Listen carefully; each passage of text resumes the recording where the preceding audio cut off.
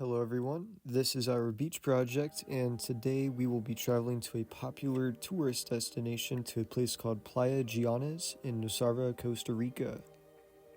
To kick things off, we gotta take a look at the bigger picture. On the right side of the screen, we're gonna see that Costa Rica is right on the Tropic of Cancer, right above the equator. This is going to be important for later on when we get to our climate section because of the abundance of rainfall that this particular region and beach experiences. Now, as we zoom in on the country of Costa Rica, we gain a closer focus on the western coast of the country. We're going to be shifting the attention to the district of Nosara, which is located on the Nicoya Peninsula. Now, the country is nearly 20,000 square miles in size. A good comparison would be the state of West Virginia, which is 24,000 square miles, or Lake Michigan, which is also around 22,000 square miles. Right here we get our first overhead perspective of the beach. At the bottom of the screen we see that we're actually facing roughly southwest on the actual globe. This beach here is 7 kilometers, roughly 4.3 miles long.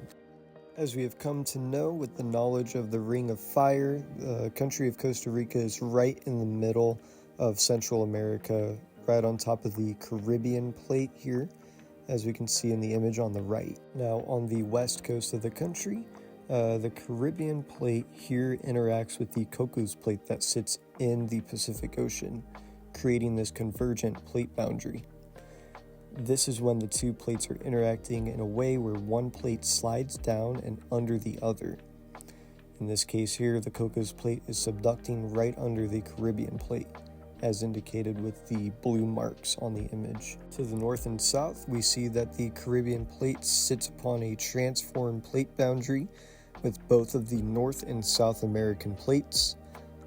Famous examples of this type of boundary would be the San Andreas Fault, that's right here in California. And now with that, we can understand that Playa Guiones sits upon an active convergent margin of these two plates, which again, this causes uplift for the Caribbean plate as it is overcoming the Cocos plate. The tectonic activity is extremely common here. In this image on the right, we can see that there's a lot of oranges and a few reds with some greens and cyans.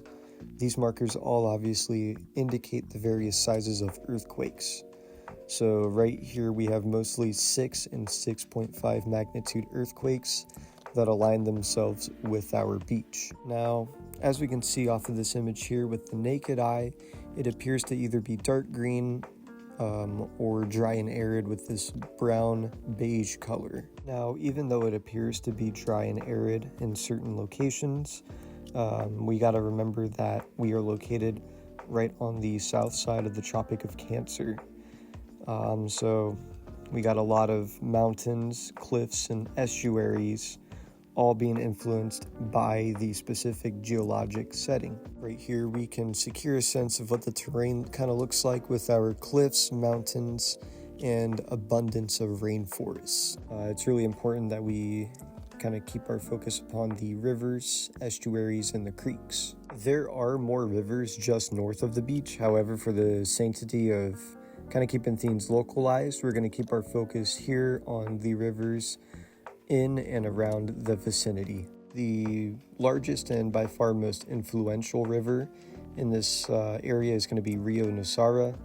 It's just located north of the beach, and it holds significant value to the residents of the area, along with its total influence to the sustainability of the beach and the other organisms that live in and around the stream and the mouth. As we can see in the image here, we got some colorful flowers. This is just before the mouth of the river enters into the Pacific Ocean. As we dive into the actual limits of our beach, there is a much smaller river called Rio Rempujo, which is the kind of in the central part of the 4-mile stretch. And then now we got our creeks and estuaries in and around the northern and southern sections of the beach.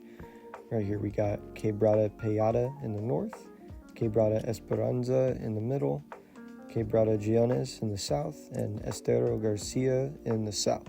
Here we've mapped out the locations of each river. Rio Nasara is actually so long that it actually goes off of the frame and continues on inland into part of the mountain ranges. And I would also like to point out here on the map, right in the middle, where we see Quebrada Esperanza, actually forms into Rio Rempujo as it gets closer to the coastline. Now, in due part of all the influences of the geomorphological features and positionings, we can confidently express that our sand accumulation is actually in due part of the cliff erosion and sediment deposition from the rivers and the creeks sourced upstream. Our erosional coast clause is enforced by the cliffs here that are mainly composed of sandstone, limestone, and siltstones, which are all materials that can easily be eroded given their exposure to the elements of the ocean. Our depositional coast is shown as actually our main source of supply, again given the abundance of rainfall and the total amount of bodies of water that influence the supply coming from inland. As we get into our oceanic and climate settings, our first focus is going to be upon the annual and seasonal climates. Now, the annual climate in Playa Guiones is composed of two major seasons, a dry season and a wet season. The first area of focus is going to be our dry season, which occurs from November through April. It definitely consists of more sunny and more warmer weather. It also tends to create more flawless surf conditions, with consistent offshore winds becoming a more common occurrence. Then we get into our wet season, which occurs from the month of May all throughout until the month of November. And here we commonly kind of experience inconsistent periods of rainfall. The temperatures tend to slightly drop a little bit during the season, but it's really not that much of a difference. X-axis, we have our months from January through December. Our Y indicating of the height of rainfall as indicated with millimeters. Our September and October ranges are within that 400 to 500 millimeters, which is roughly translated to about 1.5 feet of rainfall. Country of Costa Rica is heavily influenced by the northeast trade winds, which blow from the east to the west. Now, these are locally referred to as the vientos alisios. This is typically met with the offshore winds classification, which causes frequent coastal upwelling. The west coast of Costa Rica is associated with the northern equatorial current, which consistently provides warmer ocean temperatures that travel across the equator until they pretty much hit the Philippines and Indonesia. Then they travel north up towards Japan. The average size of these swells here typically range from 2 to 6 feet. The dry season of Costa Rica leaves us with the most ideal surf conditions, kind of as a restatement from earlier. There's consistent swells, very favorable weather, and the offshore winds all contribute to very glossy waves. Playa Guiones experiences the majorities of these storms during the wet season of May through November.